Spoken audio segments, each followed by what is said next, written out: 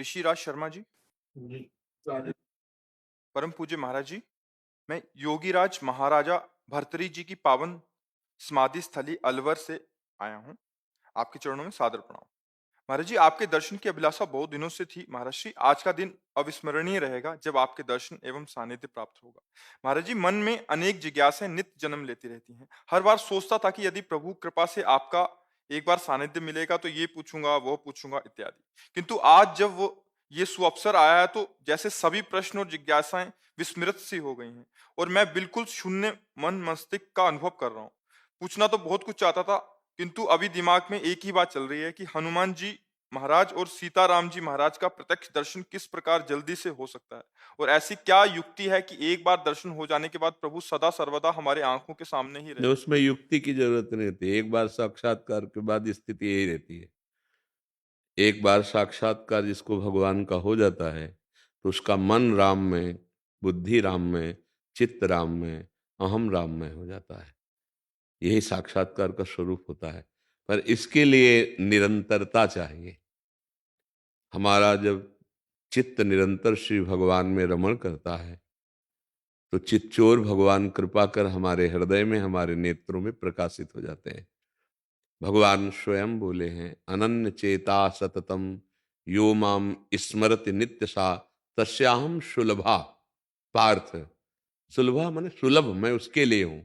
किसके लिए? बोले जो अनन्य चेता सततम यो माम स्मरति नित्य सा, जो मेरा नित्य स्मरण सतत करता है, एक क्षण के लिए भी नाम न भूले।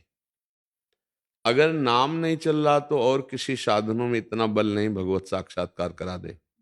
गोस्वामी तुलसीदास जी कहते हैं, राम राम राम जी जो लो तू न जपी है, तौलो तू कहूँ जाए, तिहूँ ताप तपी है।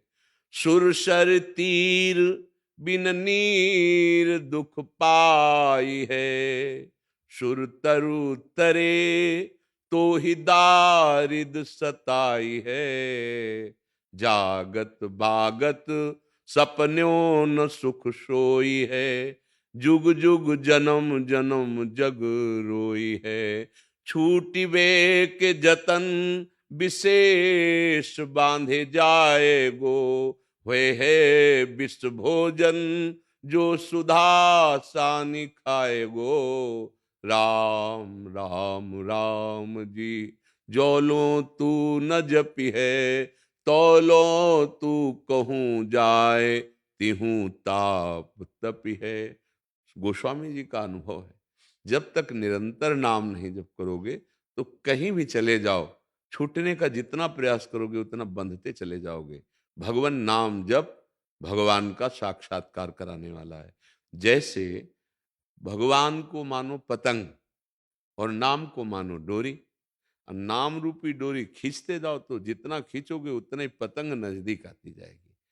और एकादशी स्कंद भागवत में नवयोगेश्वरों ने वर्णन किया कि जैसे एक एक कवल खाने से क्षुधा निवृत्ति, तुष्टि पुष्टि होती जाती है, ऐसे ही एक एक नाम जप से संसार से वैराग्य, स्वरूप का बोध और भगवत चरणारविंदों की प्रेम वृत्ति बढ़ती जाती है। पर जैसे बहुत दिनों का भूखा हो, दो चार कवल में आग ही लगेगी, समझ में नहीं आएगा। पर वो अपना काम कर रहा है, भूख मिटा रहा है। पर जब वो आधा पेट होगा तब उसे समझ में आएगा। ऐसे ही हम जैसे थोड़ा नाम जप कर लें तो और आग बढ़ती है।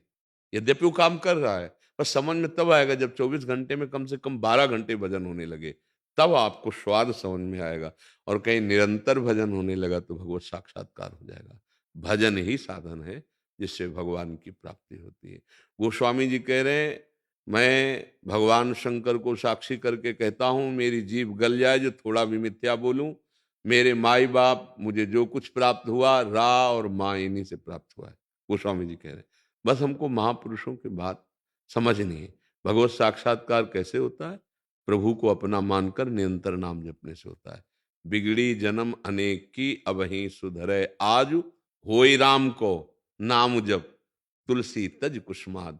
गंदे आचरणों का त्याग करके नाम जप करते हुए भगवान से अपनापन वो कृपा करके हमारे नेत्रों में झलकने लगते हैं, हमारे हृदय में प्रकाशित हो जाते हैं।